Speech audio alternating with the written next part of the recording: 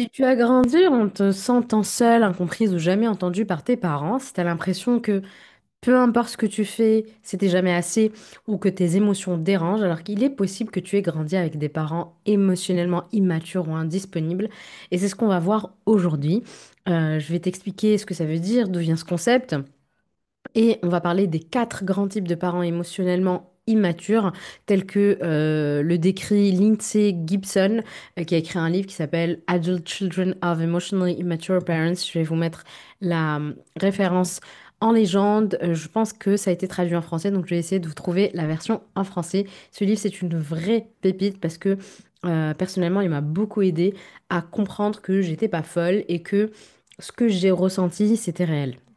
Donc, on va parler de ce qu'est un parent immature, on va voir ces quatre profils et dans un deuxième épisode, on va parler des impacts dans le détail. Donc, l'impact sur ta vie adulte d'avoir des parents immatures émotionnellement. Donc, prends un moment pour toi, installe-toi confortablement, parce que peut-être qu'aujourd'hui, tu vas mettre des mots sur des mots, peut-être que tu vas avoir un peu de clarté dans ton histoire, ce que je t'espère. Alors, qu'est-ce qu'un parent immature émotionnellement? Indisponible émotionnellement. C'est pas forcément un parent qui est méchant, qui est malveillant. Souvent, ce sont des personnes qui n'ont jamais appris à gérer leurs propres émotions elles-mêmes. Donc, un parent qui est émotionnellement immature, il n'a pas développé la capacité à gérer ses émotions et du coup, il est incapable d'accueillir l'émotion des autres et en l'occurrence, toi, quand tu étais enfant. Ce n'est pas forcément de la malveillance en tant que telle, même si c'est très toxique. Ils n'ont pas eu eux-mêmes de maturité émotionnelle ou de figure émotionnellement disponible.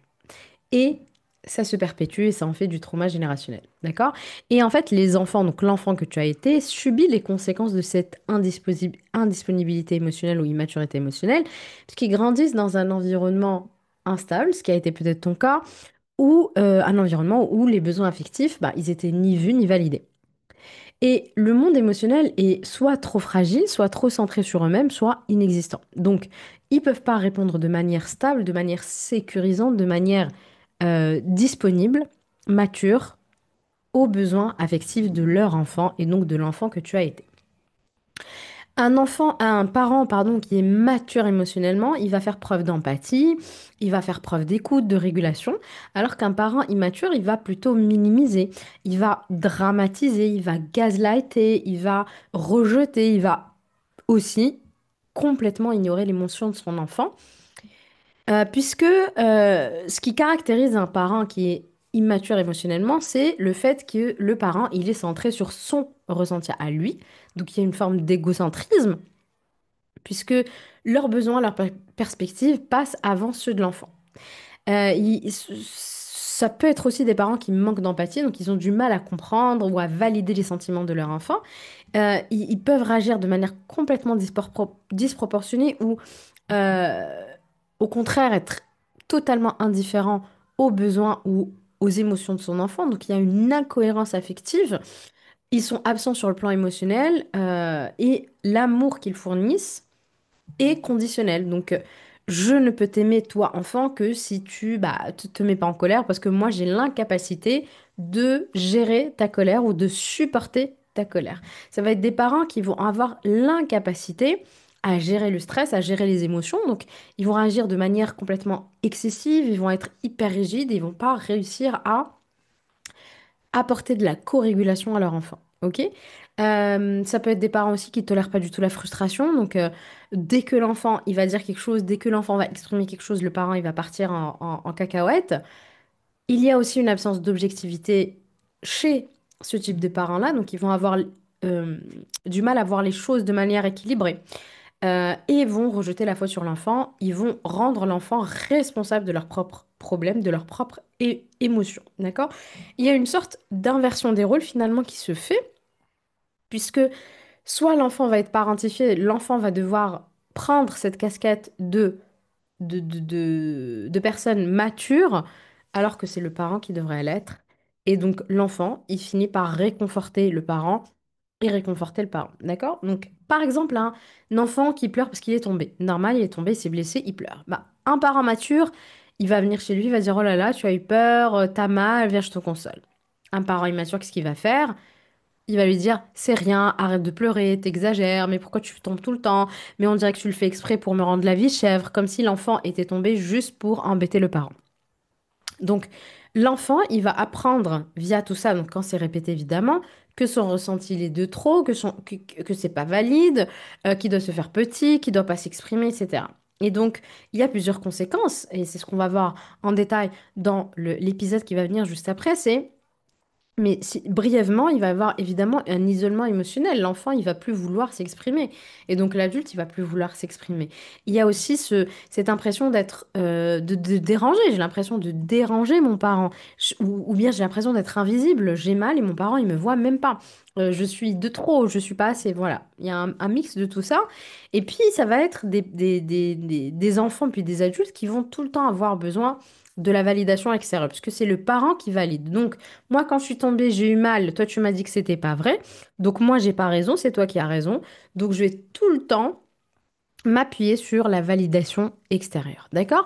Et il y a une difficulté à s'écouter soi-même. Il y a une difficulté à s'affirmer à l'âge adulte. OK? Donc, encore une fois, je rentrerai dans les détails dans l'épisode qui va venir juste après.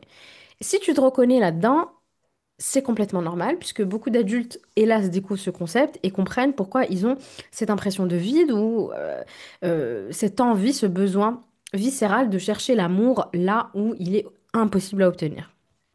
Et ne serait-ce que le fait de comprendre tout ça, je trouve que c'est soulageant, puisque ça permet de sortir de la culpabilité, de se dire que c'est toi le problème, et de voir que le manque de maturité émotionnelle de tes parents est le problème. Donc il n'est pas question non plus de rejeter toute la faute sur eux et de dire, voilà, vous êtes la cause de tous mes problèmes, c'est juste de acknowledge, de dire, bon, bah, votre immaturité émotionnelle a impacté ma vie d'enfant et d'adulte aujourd'hui, ok?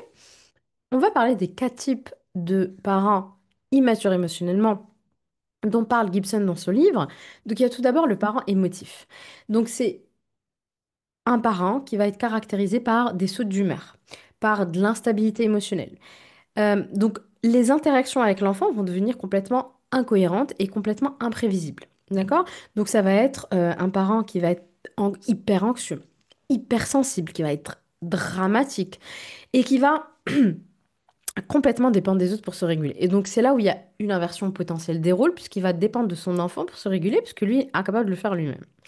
Donc, le petit événement qui va se passer, le parent, il va réagir de façon excessive.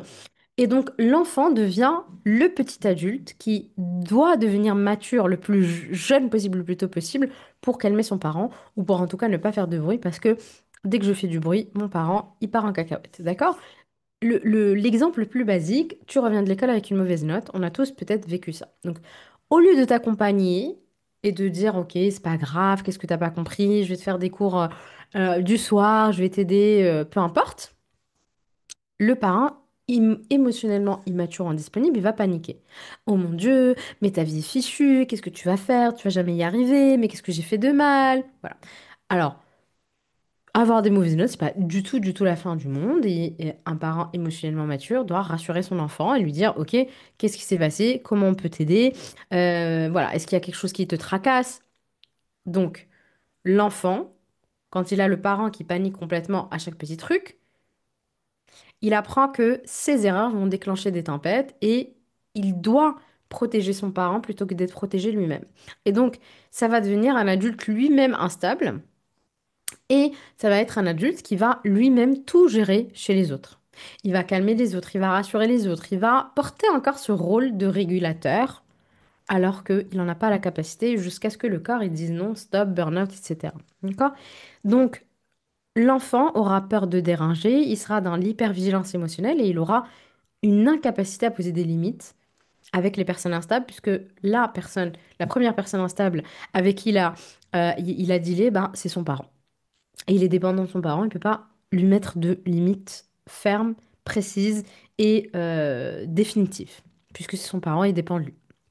Donc ça, c'était le parent émotif. Deuxième typologie de parent, c'est le parent qui est débordant, contrôlant. Il va se concentrer sur le contrôle, il va se concentrer sur la perfection, il va chercher à manipuler son environnement et les personnes autour de lui, évidemment son enfant aussi. Donc il va être envahissant, il va être autoritaire, critique, il va être obsédé par les règles, obsédé par les apparences sociales. Mais qu'est-ce que les gens vont dire? Mais qu'est-ce que nos voisins vont dire? Et s'ils te voient faire ça, qu'est-ce que... Voilà. Donc c'est un parent qui va être absolument contrôlant et qui va laisser zéro autonomie à l'enfant. L'enfant, il veut mettre, je sais pas, un pull rouge. Le parent va dire, mais non, t'es obligé de porter du bleu parce que là, on va à la messe. Et à la messe, on porte du rouge, on porte du bleu, pas du rouge. Imagine, tu attires les mauvaises remarques, ce qu'on va dire de moi. Voilà. L'enfant, il apprend à se connaître via le regard de l'autre. Donc, il se conforme à l'idée de l'autre et au regard de l'autre et il n'apprend pas à se connaître lui-même. Donc, quand tu demandes à l'enfant qu'est-ce que tu veux, il va te dire, je sais plus. Et donc, ça va devenir un adulte qui va pas savoir, hein. Et c'est un adulte qui va être toujours dans la performance, dans la critique intérieure. Si je réussis pas, je vaux rien. Ça va être un adulte qui est hyper perfectionniste, etc. Donc, c'est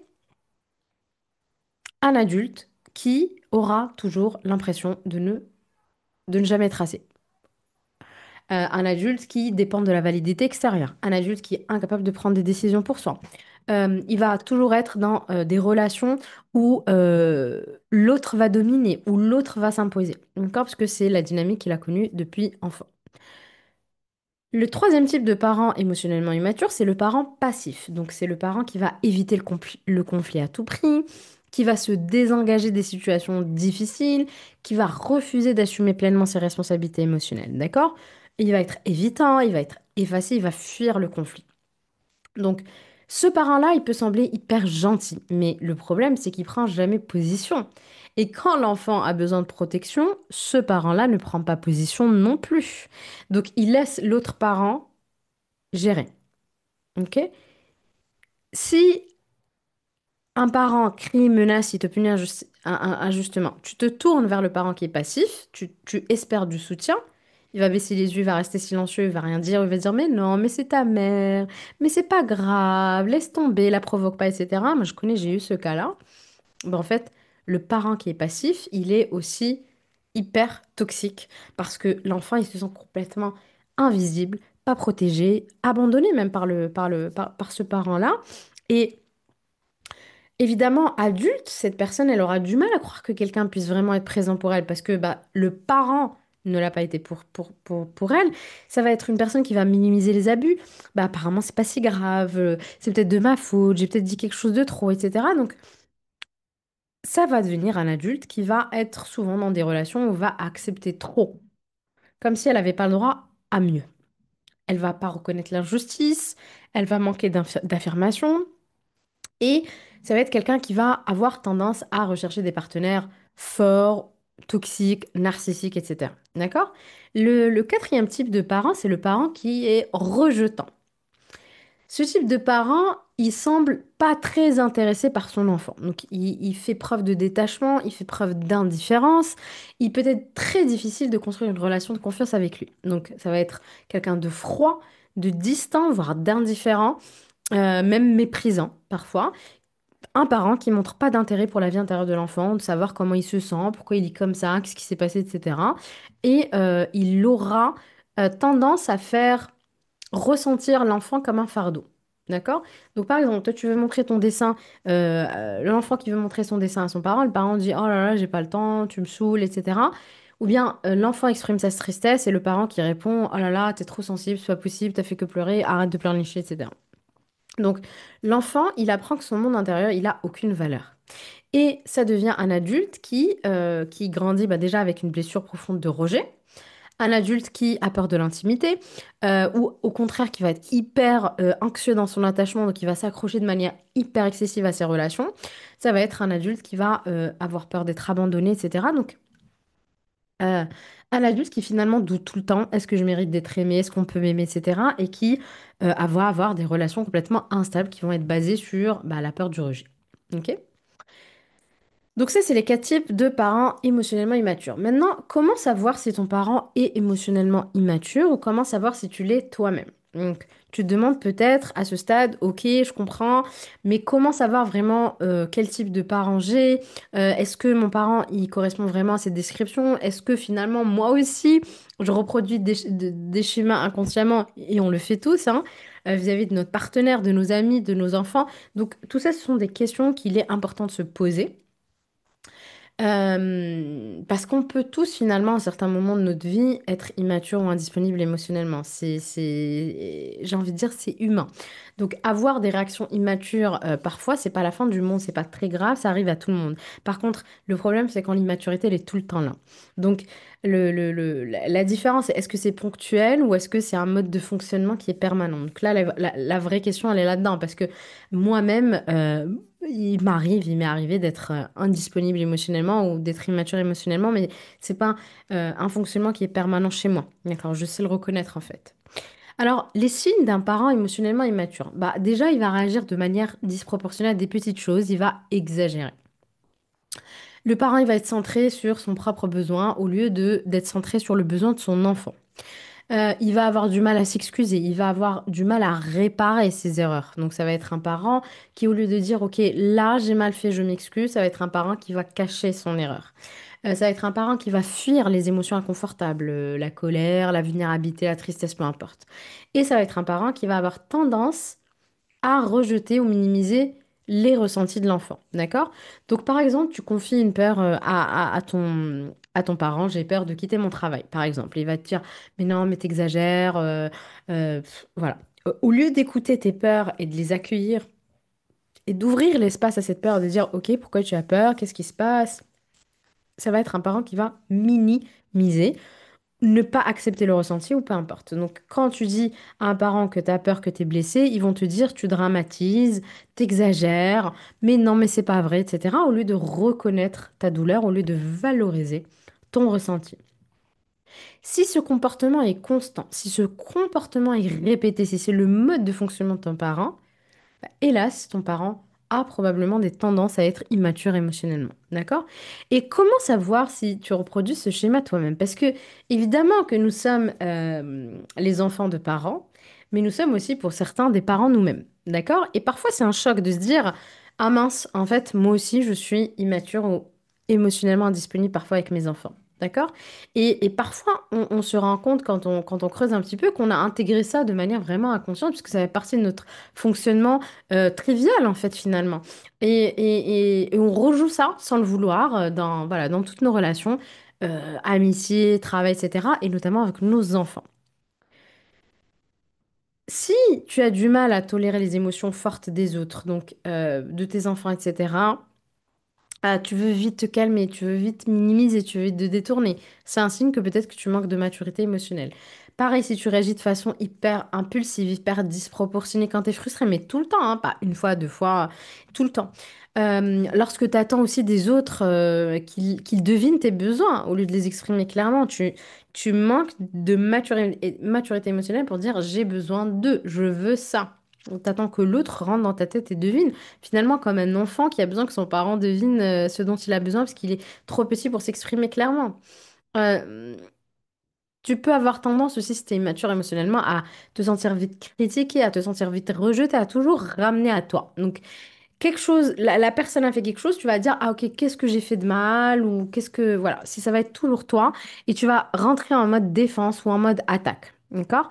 Et tu vas avoir tendance à te concentrer sur ton ressenti à toi au lieu d'accueillir celui de l'autre. D'accord? Donc, par exemple, ton enfant pleure parce qu'il a peur d'aller à l'école, au lieu de le réconforter, de l'écouter, etc., tu vas dire, mais arrête de pleurer, il n'y a pas de raison, mais qu'est-ce que j'ai fait? Mais moi, je fais tout pour toi, et toi, tu pleures, je te paye une école privée hyper chère et tu pleures quand même. Voilà. Donc, là, on peut rejouer exactement ce que on a vécu nous-mêmes. La grande différence, c'est la conscience. La grande différence, c'est la responsabilité. Quelqu'un qui est immature émotionnellement versus quelqu'un qu'il y a une réaction maladroite, il y a une différence. La différence, elle se joue dans la conscience, dans la responsabilité. Un parent qui est immature, il refuse de se remettre en question. Il est comme ça et point à la ligne, ok? Un parent émotionnellement mature va se dire, oui, c'est vrai que là, j'ai mal réagi, j'aurais pu faire différemment, j'aurais pu mieux faire. Excuse-moi, j'apprends, je vais faire autrement, je m'excuse, on fait un câlin, etc. Donc la maturité émotionnelle, c'est pas être parfait tout le temps, c'est pas possible. C'est juste être capable de reconnaître ses erreurs, d'accueillir ses erreurs, bah déjà de pas se juger, d'accueillir l'autre, de réparer, de s'excuser et de réguler ensuite ses propres émotions. Et surtout, c'est se poser les bonnes questions pour soi. Alors, je vais te poser 4 questions que je t'invite vraiment à te poser. Tu peux faire du journaling avec. La première question, c'est est-ce que tu accueilles les émotions des autres ou est-ce que tu les minimises? D'accord? Peut-être que tu vas dire, bah au travail, j'arrive à accueillir les émotions de mes clients parce que je suis thérapeute. Par contre, à la maison, j'arrive pas. Donc, peut-être que tu n'arrives pas à tout court, ou peut-être qu'il y a à certains endroits, à certains moments où tu n'arrives pas. D'accord? La deuxième question, c'est est-ce que tu arrives à t'excuser, à réparer, à dire je suis désolée quand tu te trompes, quand tu fais quelque chose de mal? Est-ce que c'est facile pour toi? Est-ce que c'est compliqué? Oui, c'est facile pour moi, je le fais, ou bien non, c'est très compliqué parce que ça me ramène à ma honte, ça me ramène à... Voilà. N'hésite pas à journaler sur ça.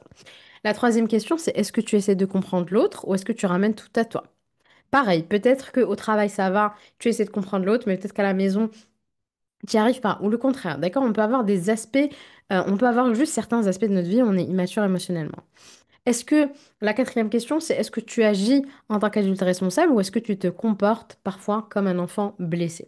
D'accord? Et je veux vraiment que tu entendes ça, le fait que tu te poses déjà la question, si tu te poses la question de est-ce que je suis émotionnellement immature, ben déjà ça me montre que tu es sur un chemin de maturité émotionnelle. Parce que les vrais parents immatures, encore une fois, ils ne se posent jamais cette question. D'accord? Alors on arrive à la fin de cet épisode. On a parlé de l'immaturité émotionnelle, qu'est-ce que c'est, les grands types, comment repérer ça chez nos parents et finalement chez nous-mêmes. Et peut-être qu'il y a certaines choses qui s'éclairent déjà pour toi, tu comprends peut-être certaines blessures, certains schémas qui se répètent et en même temps, une autre question arrive. Ok, mais qu'est-ce que ça fait de moi aujourd'hui? Pourquoi je me sens prisonnière de ces blessures aujourd'hui? Et c'est exactement ce dont on va parler dans le prochain épisode. On va plonger dans les impacts sur l'âge adulte, donc quel impact ça a eu de grandir avec des parents émotionnellement immatures et comment amorcer la guérison. Donc je t'invite vraiment à regarder la suite parce qu'on va voir comment transformer ça dans ta vie d'adulte. Donc si cet épisode t'a parlé, pense à t'abonner pour pas manquer la suite. Partage en commentaire si tu t'es reconnu dans l'un de ces 4 types ou que tu as reconnu un de tes parents. Ça me fera vraiment plaisir de te lire. Et comme d'habitude, n'hésite pas à partager, à liker, à commenter pour faire connaître cette chaîne. Et si tu veux travailler ton enfance et si tu te reconnais dans ce schéma-là, n'hésite pas à voir mon programme sur l'enfant intérieur. C'est un programme thérapeutique où on va voir toute l'enfance en plusieurs modules. Donc c'est vraiment une pépite ce programme. Je t'invite à aller le voir. Et moi, je te dis à très bientôt dans un prochain épisode. Ciao, ciao.